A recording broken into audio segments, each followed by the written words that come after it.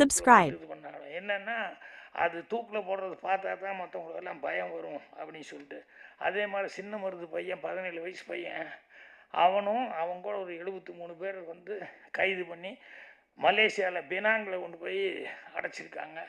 அந்த பையனும் வந்து 20 வருஷம் கழித்து ஜெயிலேருந்து வந்து, அது என்னென்ன பாருங்கள், அவனுக்கு ஒரு பெக்யூலியரான பனிஷ்மெண்ட்டு.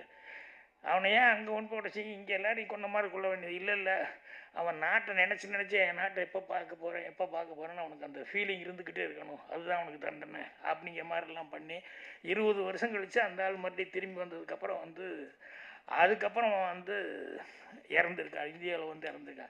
இப்படி நிறைய விஷயங்கள் அவங்கள பற்றி சொல்லும்போது ஆச்சரியமாக இருந்தது. இவ்வளோ இது இருக்குது. இந்த மாதிரி இன்னும் சொல்ல போனோம்னா நிறையா அவங்களுடைய இதில் என்னென்னலாம் நடந்தது அப்படிங்கிறதெல்லாம், இதெல்லாம் வந்து எப்படி இவர் நாடகத்தில் வந்து ஒட்டுமொத்தமாக அதை வந்து கொண்டு வர முடியும் அப்படின்னு சொல்லும்போது எனக்கு தான் ஔவையார் பாடினது இருக்குல்ல, திருக்குறளை பற்றி சொல்லுவாங்க.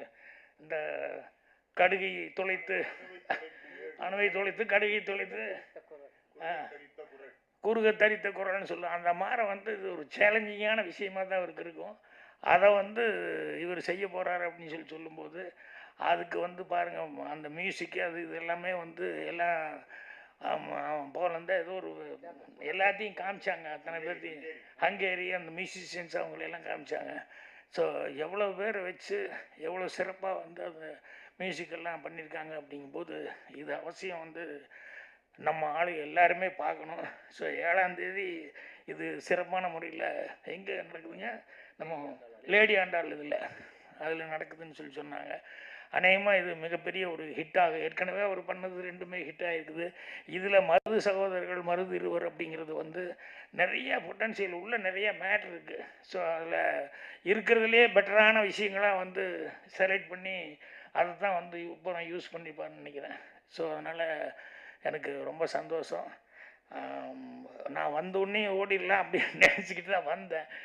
இங்கே வந்து பேசுகிறத பார்த்தோன்னே அவங்க வீட்டில் இருக்கிறவங்க ஒவ்வொருத்தரும் ஒவ்வொரு விஷயத்தில் எவ்வளோ கெட்டிக்காரங்க அப்படின்னு சொல்லி எல்லாம் பார்க்கும்போது எனக்கு ரொம்ப நல்ல வேலை, இது மிஸ் பண்ணல, நம்ம கரெக்டாக வந்துட்டோம் அப்படின்னு சொல்லிட்டு எனக்கு இது ரொம்ப சந்தோஷமான விஷயமா இருக்குது. ஒரு மிகப்பெரிய ஒரு கலைஞனை வந்து அவங்க குடும்பத்தையும் சந்திக்கிறதுக்கான ஒரு வாய்ப்புகள், அவங்களே இருட்டில் இருக்கிறாங்க, அப்புறம் நான் பார்த்துட்டு போகிறேன். ஏன்னா இவங்க பேர் சொல்கிறாங்க, சித்ரான்னு சொல்கிறாங்க, காவியான்னு சொல்கிறாங்க.